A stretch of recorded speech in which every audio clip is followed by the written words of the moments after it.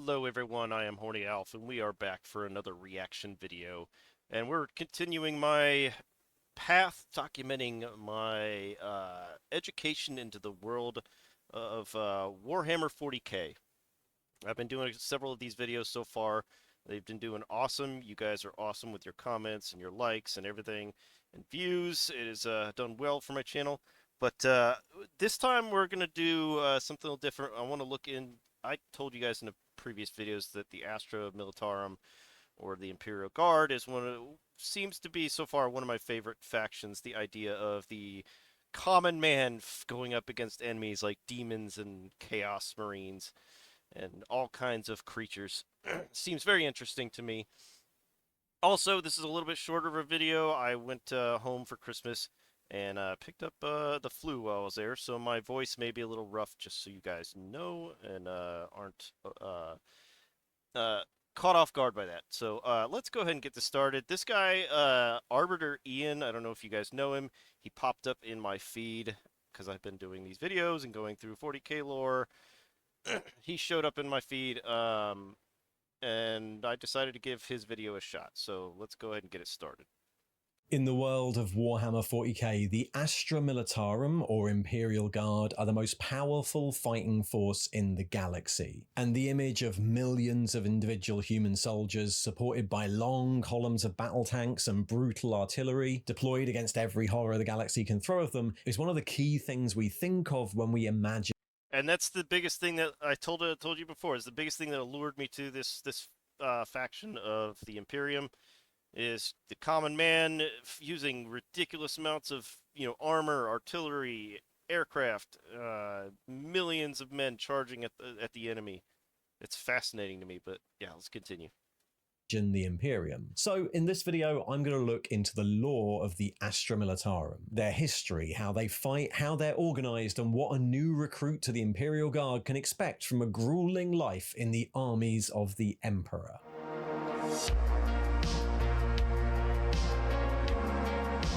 Yes, Arbiter Ian, go give his channel a check out. Go see some of his videos. I will have his information, his links to his channel in my description. Go check him out if you get the time.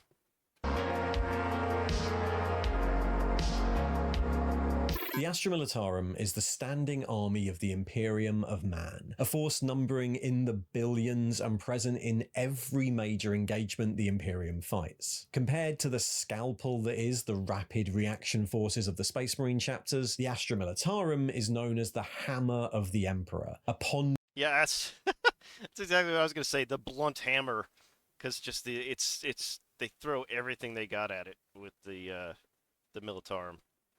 Unwieldy force that may be slow to react, but when it does, comes crashing down with the weight of millions of soldiers and thousands of tons of munitions. Its armies include elite special units and exotic arms and armor, but its key resource is human lives, taken from every planet in the Imperium to fight and die in the name of their emperor, and spent, sometimes without a thought, by the Lord Generals and Lord High Commanders of the Imperium. The Astra Militarum wins its battles by relentless pressure as I like how each of the different, I don't know what they're called, divisions or brigades of the Militarum, I guess it's based on what planet they come from, all have a different look to them.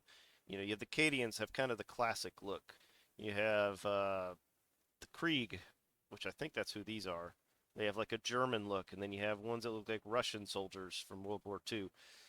It just it gives a different flavor to each one, and I think he has another video after this that covers each of the different brigades of the Militarum that I want to go through, the Imperial Guard that I want to cover and see just at least the major ones. I don't know if he goes through all of them. I just saw it. That also popped up in my feed, but all right, let's go. Regiment after regiment is poured into a war zone, often overcoming an enemy through attrition alone, for the Imperium of 40k is never short of manpower. Though just unmodified humans armed with lasguns and clad in flak armor, soldiers of the Astra Militarum are deployed against Xenos horrors, unspeakable warp entities. There's the soldiers that look like the Russian ones, like Russian Cossacks from I guess the Napoleon Wars. Those hats. chaos worshipping cults, and heretic space marines, and expected to hold their ground, their infantry platoons spurred on by skilled officers and the ever-present threat of their commissars waiting to execute any who turn from their holy. I've heard about the commissars. I think some of y'all mentioned them in comments from my previous videos. Didn't give me any information on them, just said wait till you hear about the commissars or something like that. If they're anything like the commissars from the Russian military during World War II, then I kind of have an idea of what you're talking about.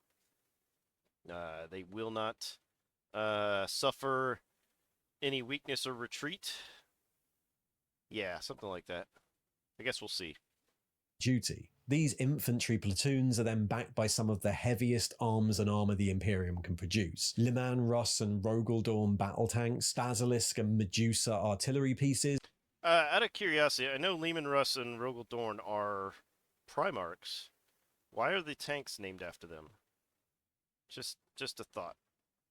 Valkyrie gunships and super heavies like the Baneblade and Shadow Sword, manufactured and deployed in vast columns of armor to war zones across the galaxy. These vehicles aren't the pinnacle of Imperial technology like the battle tanks of the Space Marines, but just extremely long-lived and rugged designs that can be built in huge numbers and repaired on campaign. The regiments that make up this force are drawn from across the galaxy, from the hives of Mordian and Vostroya to the death worlds of Katachan and Valhalla to the arid deserts of Talan.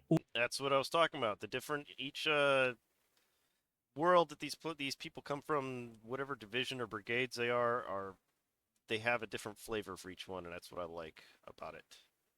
Organising and supplying such a force is one of the biggest logistical efforts the Imperium undertakes. The command structure of the Guard stretches all the way to the very top of the Imperial hierarchy, with no less than 3 of the 12 High Lords of Terror being responsible for it in some way. The Departamento Munitorum, the organisation that exists to organise and supply all this, is a behemoth, raising, supplying and reinforcing millions of regiments across the galaxy at any one time, in an operation that occupies whole planets' worth of scribes and clerks. In the 41st millennium, the Imperial Guard is by far the biggest and most important of the Imperium's armed forces, but for many of the founding years of the Imperium, those guys looked like the Cadians, unless I'm wrong. It didn't really exist. The history of the ASTRA Militarum as an organisation starts during the Scouring, as the Imperium was reorganised in the wake of the colossal civil war that was the Horus Heresy. Unaugmented human troops had always been part of the Emperor's armies, from the earliest days during the unification of Terra to the expansion out into the galaxy known as the Great Crusade, but they were often eclipsed in glory by genetically modified soldiers, the Custodes, Thunder Warriors, and later the Space Marines of the Legiones Astartes. Together, these human forces were known as the Imperial Army, but it was actually a number of different armies, regiments, and battalions that could be incredibly diverse in their organization. Regiments, that's what I've heard them called before. I've also, I think he's about to get to this, he's kind of alluding to it, but it seems like, because I know after the Age of Technology, or Dark Age Technology, when everything fell apart, each of these worlds had to find a way to defend themselves, being cut off from the rest of the galaxy. So maybe that's why each regiment that is supplied to the Empire has a different flavor, because they come from different planets, they have different cultures. Yeah. Let's see what he has to say about it. In operation. The famed Old Hundred, the Terran armies that allied with and served the Emperor during the unification of Earth, comprised such famous names as the elite Lucifer Blacks, the gene-bred regiments of the Geno-Chiliads, or exotic robo-cavalry like the Tupolev Lancers, each totally different in their methods and equipment. As the Crusades spread out across the galaxy and re-established contact with human worlds, even more human armies were added, levied from newly compliant worlds as they all became part of the Imperium. At this point, there was neither the infrastructure... Yeah, that's what I was talking about. So as the Empire, under the Crusades, started reuniting humanity, they found all these different planets with different cultural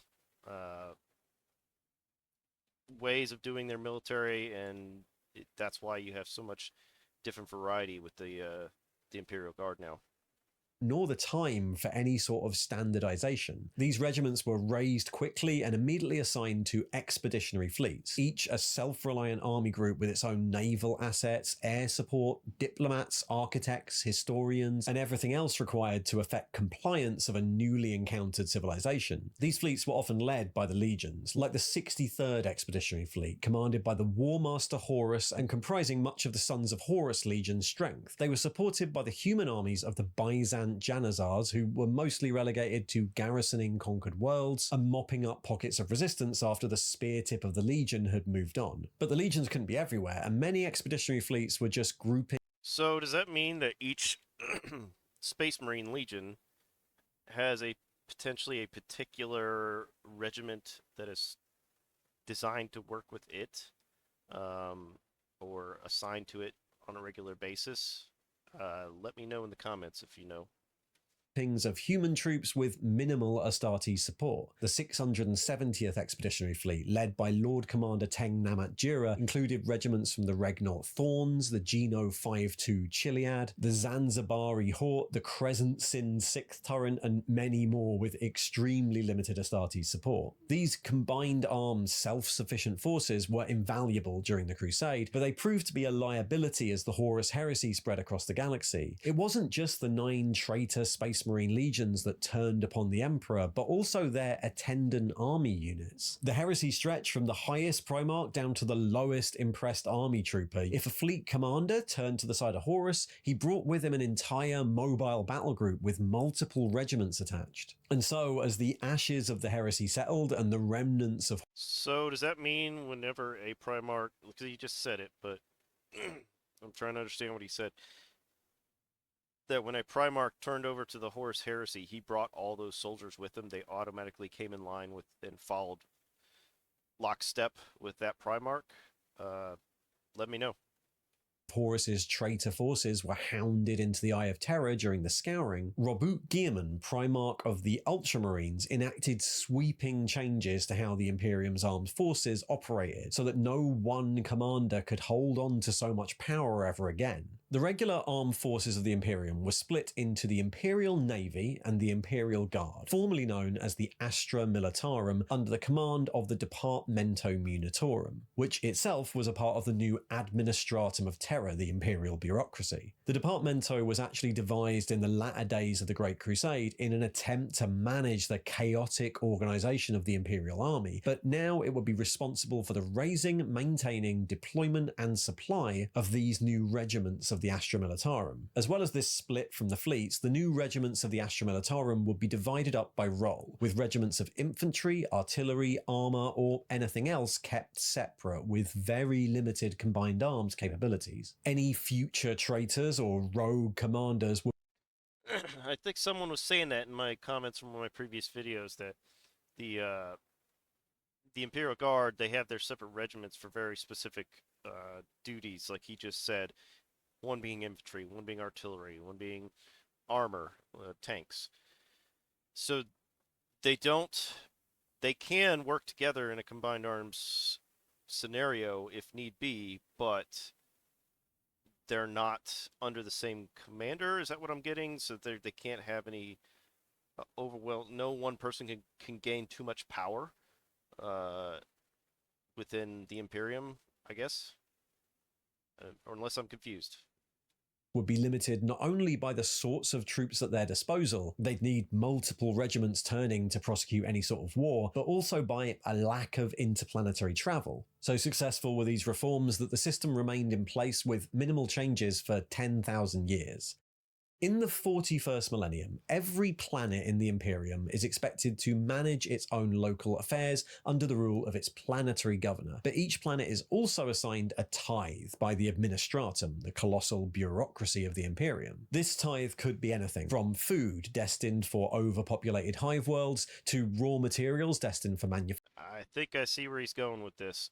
So, the Empire, or Imperium, demands a tithe from every planet within the Imperium.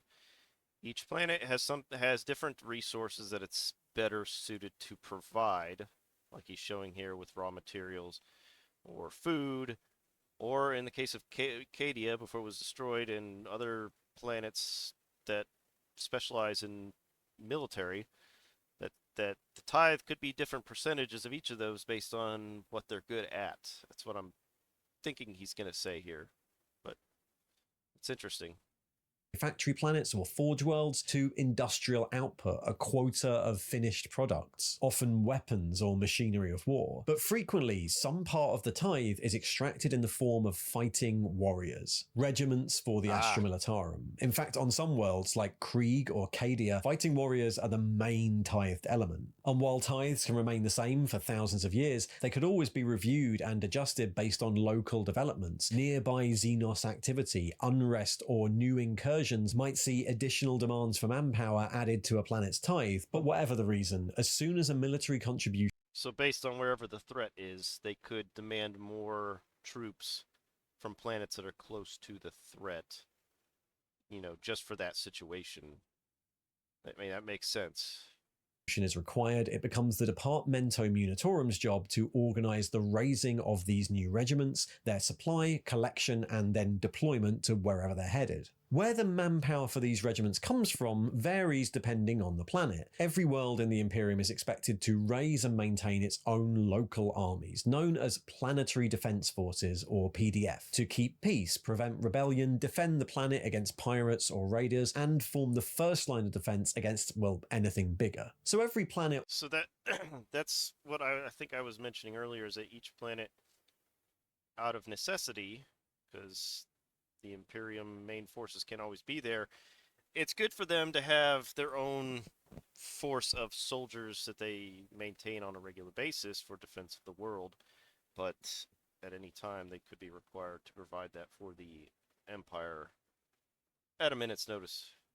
Already has some form of standing army, but the quality of that PDF can vary greatly. Hive worlds or industrial worlds like Mordian might have large and efficient PDFs, armed and equipped much like the Astra Militarum itself, but a backwater farming planet might rely on a small citizen militia using ancient heirloom las rifles, and feral worlds might have warriors with an even lower technological level. Regardless, one of the most common ways of raising new Imperial Guard is to draw them from a planet's standing PDF. Imperial worlds have a responsibility to make 10% of their armed forces available for induction at any time, with often the most elite or prestigious... That's what I was just saying.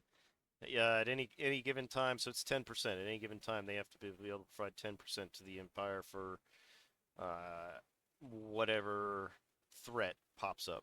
Just regiments transferred into the Imperial Guard and put under the command of the Departamento. But it's equally likely that new foundings will be held as required, with the manpower supplied by any means necessary. From glorious founding ceremonies of new volunteers, as with the Gudronite rifles, to conscription, impression, or even the clearing out of undesirables. Though a planetary governor who chooses to fulfill his quota to the Departamento with, say, convict troops, had better be pretty sure they're going to make good soldiers, lest he be considered remiss in his holy duty to the Imperium. Also, so if he sends crappy soldiers to the Imperium, he could get blowback from Imperium leadership if his troops just get wiped out because he sent the lowest of the low to go fight for the Imperium. While some planets in the Imperium are exempt from this tithe, like Space Marine homeworlds or Adeptus Mechanicus forge worlds, that doesn't mean they don't sometimes maintain... Wait a minute, why are... Space... Did he just say Space Marine worlds? Or... why is that? They don't have to provide troops? Maybe he'll cover it, but if not, let me know in the comments.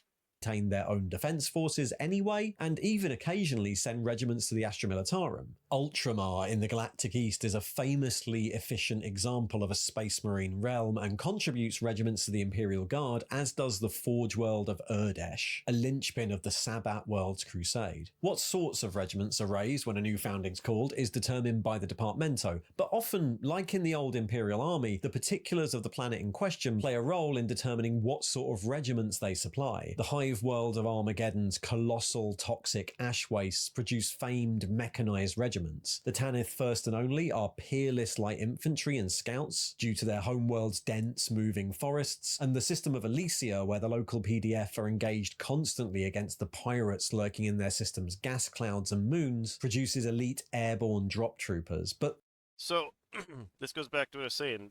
With each planet being different, having different environments, they produce different types of troops that are better at certain things than others. So it makes them more suited, like he was saying, for that first one. One planet may produce better mechanized troops, one may produce better infantry. I find that fascinating, and it all goes back to the fact that all these planets developed separately, different during the I guess the Dark Ages, or when after the Dark Age of technology, they had to develop separately. So it just shows that everyone's a little different. though planets might be famous for one particular kind of regiment, that doesn't mean that's all they supply. The death world of Katachan might be famous for its jungle The Rambo troops. That's what I like to call these guys. Rambo or like Arnold Schwarzenegger from Predator. Someone was explaining to me death worlds are worlds that have environments that are just so rough that, like this planet, that only the strongest of the strong survive. Those guys are freaking cool. Fighter guerrilla infantry regiments, but it still produces artillery regiments and tank regiments, and worlds like Brimlock, Krieg, or Cadia produce almost every sort of regiment known to man. The intention with this system is to make sure that any given regiment is a self-enclosed unit that's roughly the same level of military might as any other regiment, so that the Departamento can assess the threat level in a given war zone and then commit a certain number of appropriate regiments to it from nearby sources. For example, during the first Taros campaign, when the Imperium attempted to retake the desert world of Taros from the invading Tau Empire, the Lord Marshal de Stale was supplied with 10 regiments. 5 were from the desert world of Talarn, thought to be particularly suitable for the conflict, 4 infantry regiments and 1 armoured regiment, either pulled from other duties or newly founded. The other 5 were more varied. The 23rd Elysian drop troops able to rapidly redeploy across the desert wastes, a unit of Serenian assault engineers, heavy infantry for the expected urban fighting at the end of the campaign, the mechanized 114th Cadian shock troops in their Chimera transports, the 8th Brimlock Dragoons, who had recent experience fighting the Tau, and finally the 19th Krieg Armoured, who were just nearby and on garrison duty and thus available for the campaign. As we said, the intention here is that each regiment is roughly equal in terms of effectiveness, but in reality, regiments can vary drastically in size and power and in organisational structure. An infantry regiment might be anywhere between a few thousand to a few 100,000 soldiers. And though they're nominally commanded by a colonel and split down into first companies and then platoons, the exact ranks used, the number and size of companies, and the adoption of other organisational units like battalions all depends on the regiment. One thing that is slightly more uniform is equipment. For the department. So, anyone who doesn't know, he just showed that organizational chart. For anyone who doesn't know, I served 20 years in the military, so these kind of organization charts are not foreign to me. I understand how organization charts and echelons work. So I find that interesting that they adapted pretty accurately to how, maybe not exactly how our military does it, but the fact that they use echelons and it, yeah, it's cool.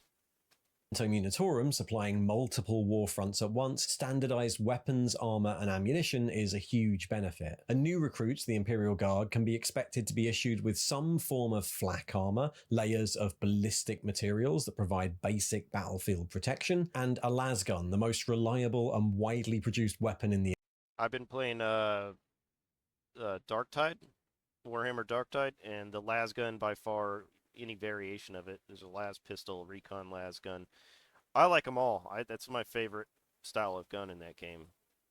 I know it's weak compared to most guns in the 40k universe, but I like it because it's super accurate.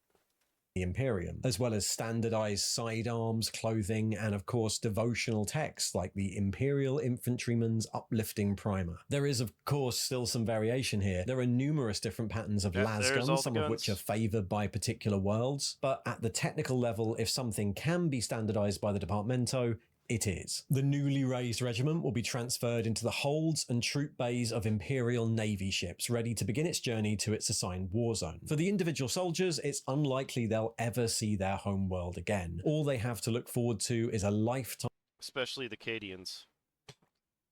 Too soon? I joke, but I like the Cadians. They're one of my favorite Imperial Guard factions. Of war in the Emperor's name, and occasional stretches of drilling and training on the long journeys between conflicts, if they ever make it past the first one. They could be assigned to a sleepy garrison post on a distant world, or into the teeth of a grueling decades-long war where the life expectancy for new arrivals is as low as 15 minutes. In the holds of these transport ships, a series of endless drills and training exercises begins, both to hone their skills and bring them up to the standard expected of the Imperial Guard, but also to keep them occupied and minimize friction between unfamiliar regiments from different worlds cooped up. I want to know where this chart's at. That's cool, because that shows all the different regiments or units from different planets. I think that's awesome. Together for months at a time. Watching over all this will be the officers of the Departamento Militarum itself, the commissars of the Officio Prefectus, charged with maintaining discipline in the ranks and ensuring the regiment follows its orders. Each regiment is assigned at least one commissar, often more, and they're never from the same world as— Dude, those commissars look wicked. Is he carrying a bolt pistol? And a freaking robot arm? That's awesome.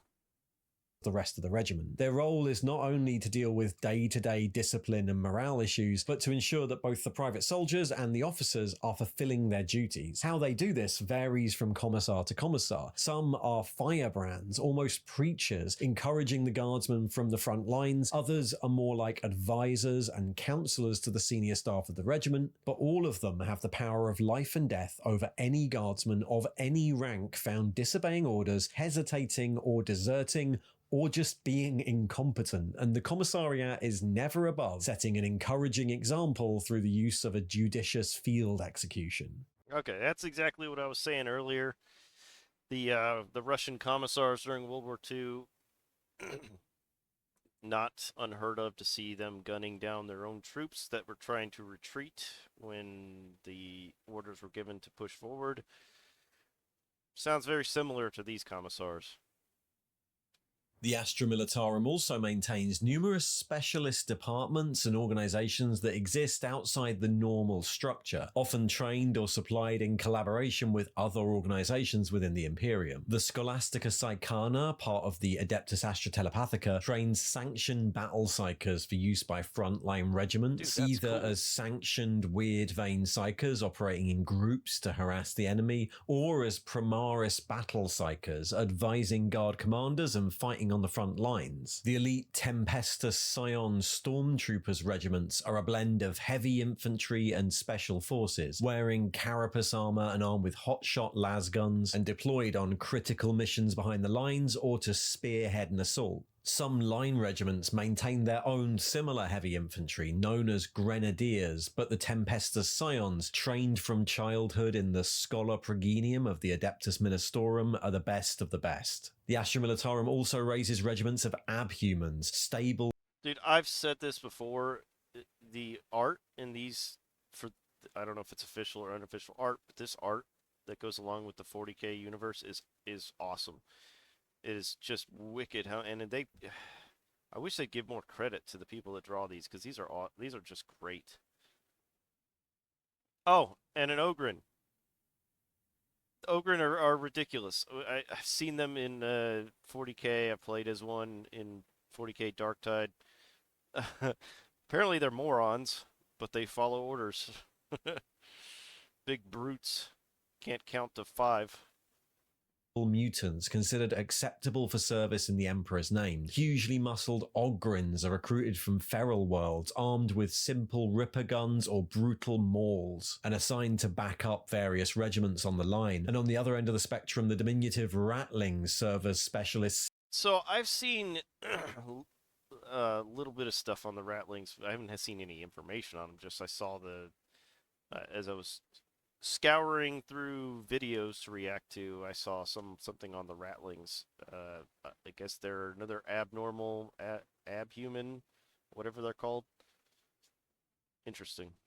Scouts or snipers able to infiltrate further inland than a regular guardsman. In addition to this, other, more specialized regiments might find themselves split up and assigned as fire support. So an infantry company might find itself going into war alongside Liman Rus battle tanks, scout sentinels from a recon detachment, or Hydra flak batteries assigned to it for the duration of a campaign. By the time our new infantry regiment reaches its first war zone, it might be a very different formation from the one that left its homeworld. Our few thousand new recruits, trained for months in the bellies of the transport craft, are thrown into the front lines, barely aware of what war they're fighting, given orders by their captains and colonels, encouraged forwards by shouting commissars, fighting alongside monstrous ogrins or elite stormtroopers, and supported by massed armor or artillery elements detached from other regiments. And along the line will be hundreds more unfamiliar regiments, just like them, but drawn from all the diverse.